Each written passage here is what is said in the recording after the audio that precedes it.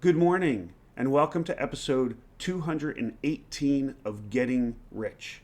I'm your host, Rich Checkan, president of Asset Strategies International, and today is Wednesday, April 2nd, 2025. Today, I'm joining you from beautiful Ponte Vedra Beach, Florida. Michael, Brian, and I are all down here for the 27th annual Oxford Club Investment U conference. And this year, like the previous 26 conferences, has not disappointed. Fantastic speakers, fantastic information being shared with wonderful attendees, and as always, a beautiful location for this event. Of course, everything worldwide is not as peaceful as things are here in Ponte Vedra Beach. Hostilities continue in both the Russia-Ukraine war and the Israel-Hamas war in Gaza, as negotiations are sought for ceasefires in both those conflicts. Fighting continues. Here at home, all eyes are on President Trump as he launches what he is calling Liberation Day, where tariffs are expected to be announced on both Canada and Mexico to the tune of about 20%, and China for 25%. So the concerns over the impact of those tariffs on prices, as well as the threats of retaliatory tariffs, have been pushing gold significantly higher. Let's take a look at the prices for the precious metals over the past week. Gold is up 3.6% in the past week. It's trading today at $3,134.20 an ounce. Last week it traded at $3,025.80.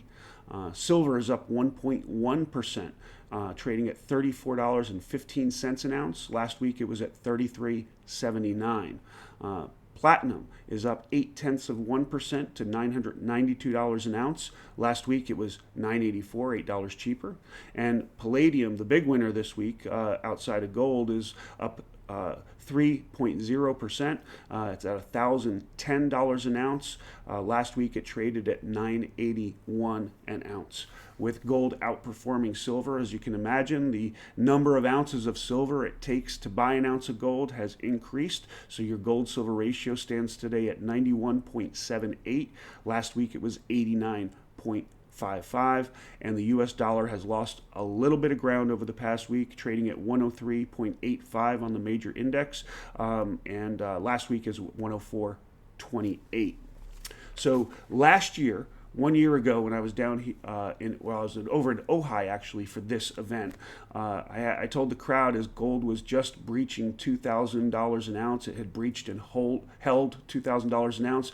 Everybody was telling me that gold was expensive. It was too high. They were waiting for the pullback.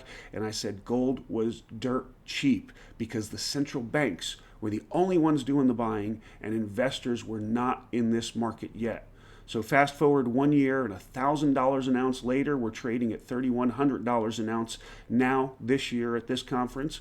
And the story has not changed. Central banks are the ones doing the buyings. We are starting to see a little bit of a pulse of life from retail investors, but for the most part, this is all central bank sales. Gold is not expensive here either. It is dirt cheap. If you're not in it, you need to get in it. Got gold? We're going to talk about this and much more next week, Monday, right after the close.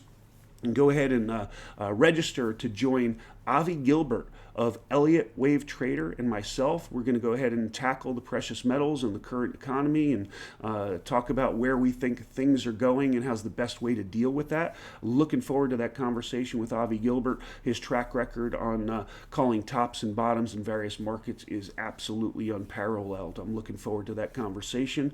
And I want you to go ahead and call in to the office or take a look at tomorrow's newsletter or the promotion that we send out this coming Sunday. We have a fantastic deal coming up on storage with International Depository Services. If you open an account and fund it between now and the end of June of 2025, you're going to have free storage for the rest of this year.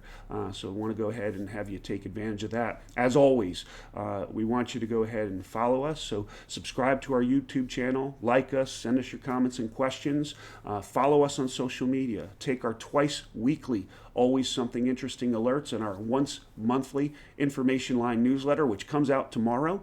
But in the end, don't ever forget that getting rich starts with keeping what's yours.